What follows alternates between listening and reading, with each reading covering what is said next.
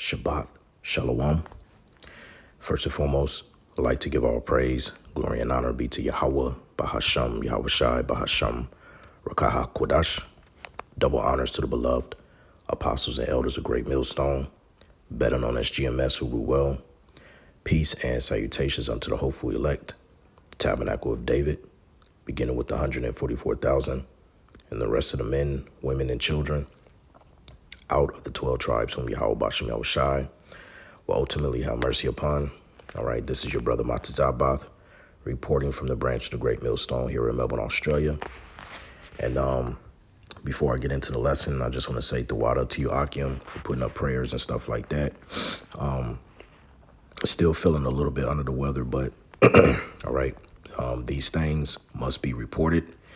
And as the scripture says, we must know the state of our flocks, all right? And part of being a watchman is when you see something, you have to call it out and you have to warn the sheep. And what you're going to witness in this broadcast is another Omen, all right, through the spirit and power of Yahweh Bashem Yahweh Shai, all right? And Yahweh Bashem Yahweh Shai is showcasing to the prophets the times that we're in. And he's letting this devil be exposed, all right, to who they truly are, according to biblical prophecy. All right. And what you're about to see within this broadcast is they're going to give you a name of an operation that they decided to call, all right, when they completed their mission in Iran. All right. And I'm not going to say it early, but I'm going to allow for them to say it. And when you see it, automatically, all right, a precept shall come to mind. Now, yesterday I did a lesson pertaining to when Iran's foreign minister declared the actions that Babylon the Great has taken upon them as an everlasting consequences, which was a token to what's set forth to come. And just a shy of 24 hours later, this happened. So without further ado, let's get into the video. New details tonight on just how the US pulled off one of the most complex missions in its history. The surprise attack on Iran saw bombs drop on 3 of the country's nuclear sites. But there are questions over the extent of the damage. And as we go to air, America is bracing for retaliation. Tehran vowing revenge, saying the consequences will be far-reaching. 6 craters and a charred surface. These satellite images of an Iranian mountain, the only evidence of a 36-hour American mission that changed a war in the Middle East. Iran's nuclear ambitions have been obliterated.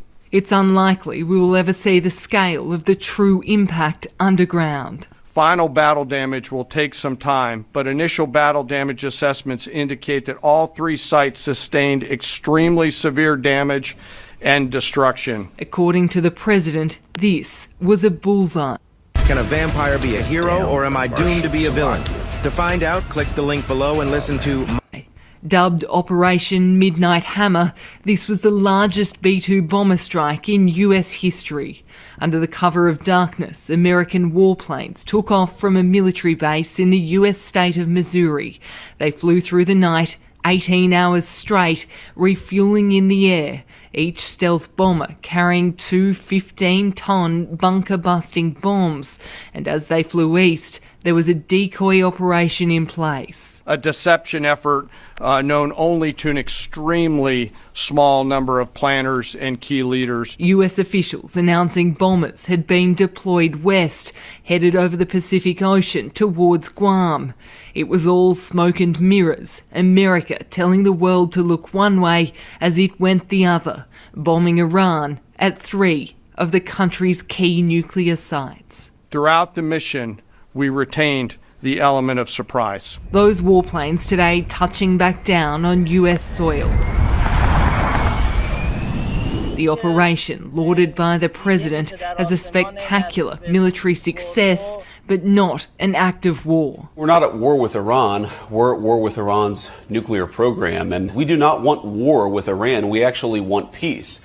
but we want peace in the context of them not having a nuclear weapons program. After dropping bombs on Iran, the White House says it's now time for peace. Top US officials are tonight pushing for a diplomatic off-ramp, but the Islamic regime says America has blown up diplomacy. And we know that the scripture says, all right, let's start off with that in the lesson. Let's get the book of 1 Thessalonians 5:3. For when they shall say peace and safety, then sudden destruction cometh upon them, as travail upon a woman with child, and they shall not escape. All right, because Esau, all right, he's going to meet his demise. All right, and this is the end of his rulership. All right, now one key part, all right, before the commercial came, I'll take it back here. All right, let me see. Take it back a little bit right here. Okay, now the attack on Iran was deemed, as you can see here, Operation Midnight Hammer. All right, I'm gonna say it again, Operation Midnight Hammer. And so the precept that should have came to your mind after hearing that, all right, let's go to it real quick. This is the book of Jeremiah, chapter 50 and verse 23. And this is associated with America, which is known as Babylon the Great, according to scriptures. And it reads, how is the hammer of the whole earth cut asunder and broken? How is Babylon become a desolation among the nations? And this is why she said that Iran pretty much downplayed President DJ Trump's remarks on trying to settle for peace talks now, because it's beyond peace talks now. Iran initially stated that America has gone behind their back. They're traitors. Here it is, the whole time they were in peace talks for months, and then you just decided to go up and just bomb them, right? Which you're fulfilling Jeremiah 49:20, the least of the flock shall draw them out. You see? And the scriptures calls America the hammer of the whole earth. And it's not a coincidence that they named it Operation Midnight Hammer, because really this is the spirit of Yahweh Bashem Yahushua speaking. And these things we ought to pay attention to, and we're to spot them out and warn the sheep, showing you that these words are faithful and true. Once again, this is an omen, right? So let me read it again. Jeremiah 50:23. How is the hammer of the whole earth cut asunder and broken? How is Babylon become a desolation among the nations? Now, when you look up this word hammer, all right, let's go here real quick. Strong's H 6360.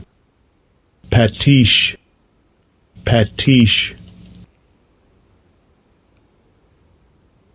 All right, so it says forge, hammer, or hammer in an outline biblical usage. All right, Strong says intensively from an unused root, meaning to pound, a hammer, right? But if we go into the, let's see here. If we go into the Brown Driver Briggs lexicon, all right, it says here at the bottom, Jeremiah 50:23, figurative of Babylon as destroyer. Okay, because that's what America is known to do. They go around the whole entire planet Earth, okay, destroying everything, man. Anything that gets into their way. Okay, Babylon as the destroyer. All right, that's why Donald Trump was boasting and his new bombs that he ended up using, all right, in his arsenal, right? But let me see here what they got in here, right? From the Jensenius Hebrew Chaldee lexicon, the hammer, i.e. devastator of the whole earth, and that's Babylon the Great America. All right, they're known as the devastator of the whole earth. Okay, as the beloved Elder Malcolm from GMS Chicago always points out, anytime there's a nation that they target, it'll either be something on the lines of weapons of mass destruction or nuclear substance that they're not supposed to be using to build nuclear warheads and stuff like that, right? Then what they do is they'll create a propaganda to have the whole world to side with them to go against that nation. Okay, democracy. We have to give them freedom. We have to free them. That's why he said that the regime needs to change. They need to hold Iran's regime needs to be under new rulership, new authority. Right. All right. And America is known as the devastator of the whole world. Babylon the Great, the hammer of the earth. OK, this is the reason why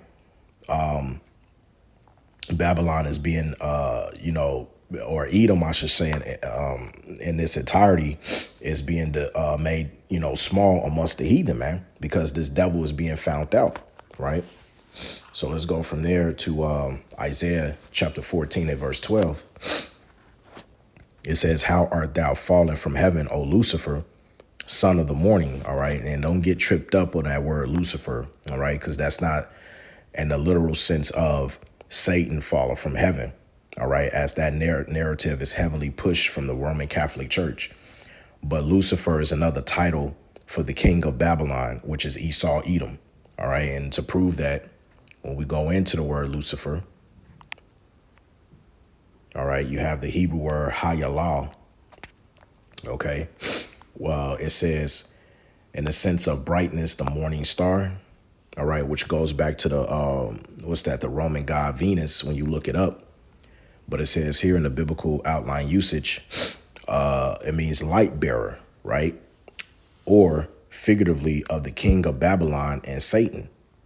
OK, Hayalah describing the king of Babylon. All right. So you have to understand in context what it's actually speaking about. Now, moving on, let me read this again. Isaiah 14 and 12. How art thou fallen from heaven, O Lucifer? And in this context, it's speaking of the king of Babylon, which really is talking about Esau, Edom. All right. It says, how art thou cut down to the ground, which didst weaken the nations? All right. Now let's pull out some of these words real quick.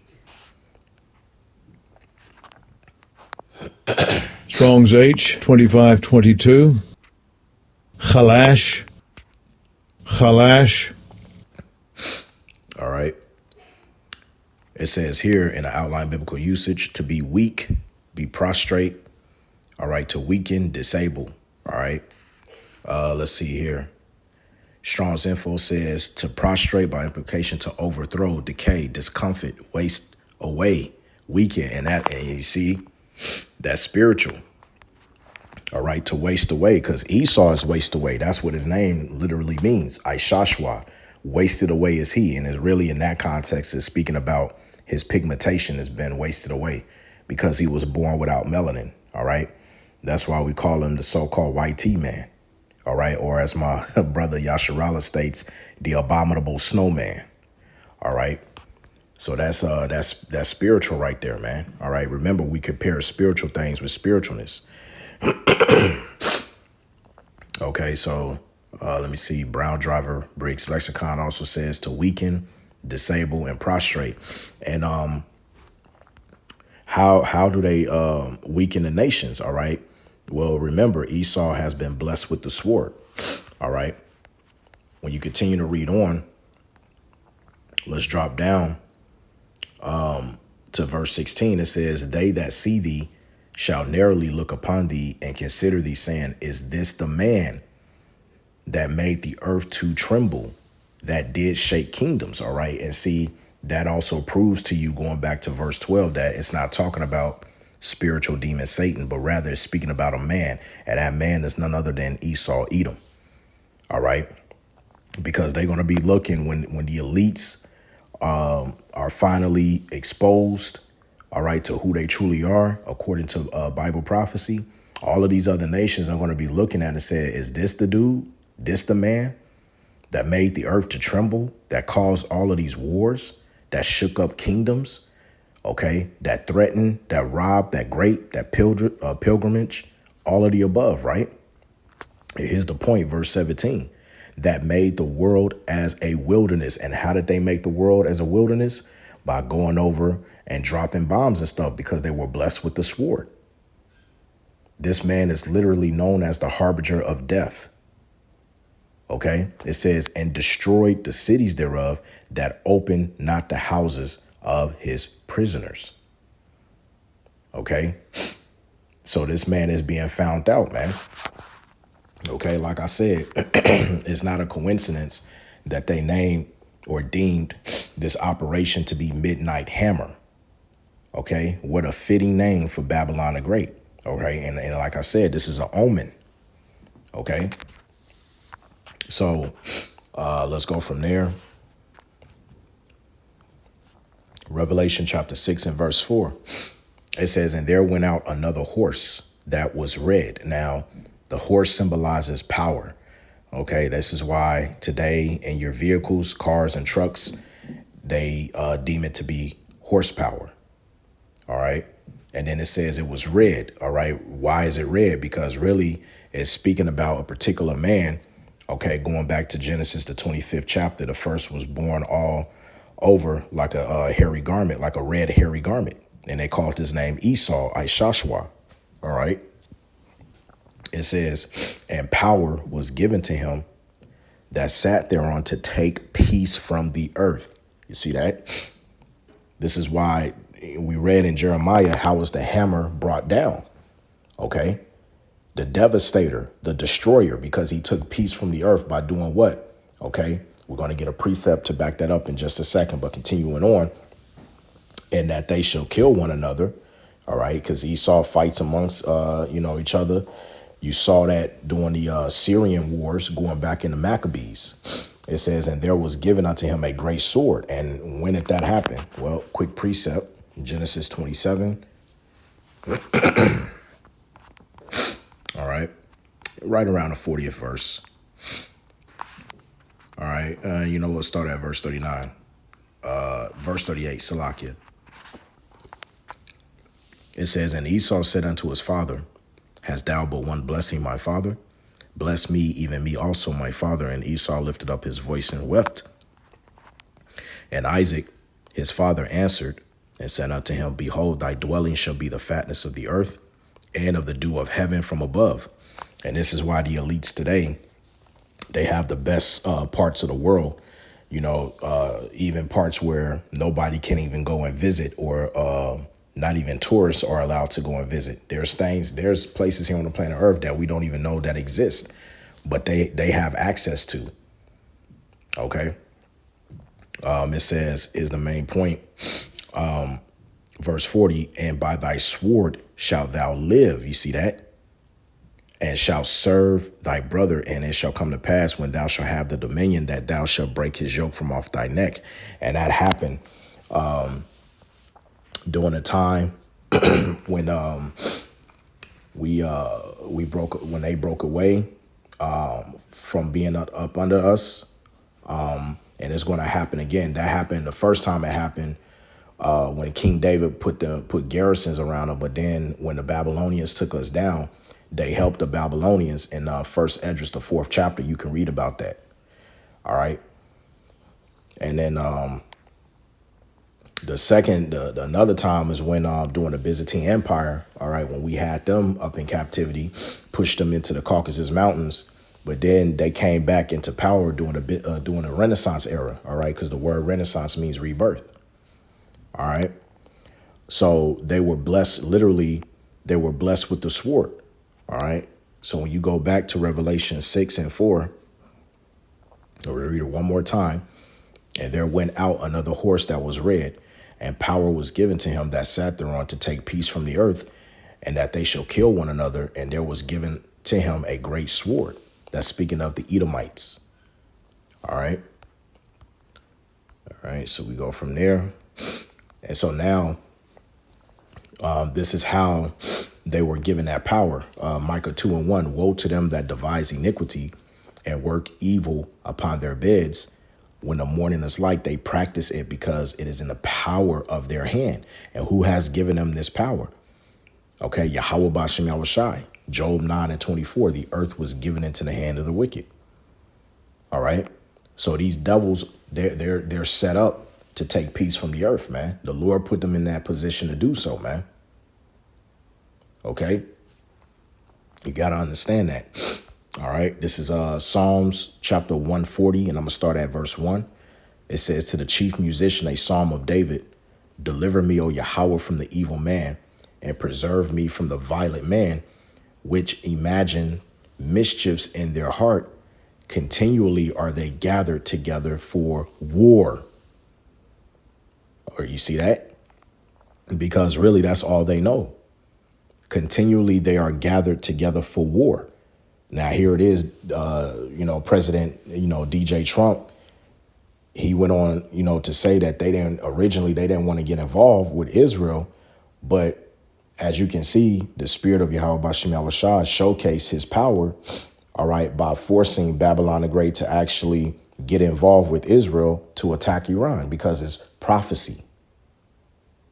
These devils don't control anything. Esau is going to find out the hard way that, hey, really, you are within your lot. You're doing exactly according to what the prophecy says that you would do. So you can, no matter what narrative you try to push here on the planet Earth, no matter what propaganda you try to set up or whatever, it's all going to go back to the will of Yahweh Bashem Yahushua at the end of the day. All right, so let me read this again. You know what? Let's see if we can get this in the AMP real quick. All right. Psalms 140, verse 2. They devise evil things in their hearts. They continually gather together and stir up wars. Man, you see that? And you have so many people now coming out and said, well, Carmela Harris, she said it. If he ever gets in office, we will be in war within 6 months. It wouldn't even matter. Even if Carmela Harris won that election, guess what? You're still going to be in war, because that was the plan from the get-go. So it doesn't matter if it's a Democrat or a Republican in office, you're still going to go to war, man, because it all links back to prophecy. You see? We'll get one more for good measure. This is Revelation 11 and 18.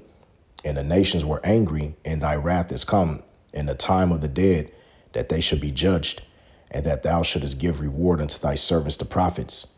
All right, that begins with the apostles on down, and to the saints. All right, because you got the remnant. All right, the 1/3. It says, and them that fear thy name, small and great, and shouldest destroy them which destroy the earth. Remember, the hammer of the earth. Okay, the hammer of the earth, i.e. the devastator, the destroyer, Babylon the Great, which is America. All right. Once again, another omen. And this is just a quick World War III update to what's going on pertaining to biblical prophecy, man. All right. And so, I just wanted to showcase this and let you guys know that, hey, these words, once again, indeed are faithful and true. So I'm going to leave it off there. I want to give all praise, glory, and honor be to Yahweh, Bahasham, Yahweh Shai, Bahasham, Rakaha Kodash. Double honors once again to the beloved apostles and elders of Great Millstone, better known as GMS, who rule well. Peace and salutations unto the hopeful elect, the tabernacle of David. And so on to the next Lord's will. All right. Shabbat Shalom.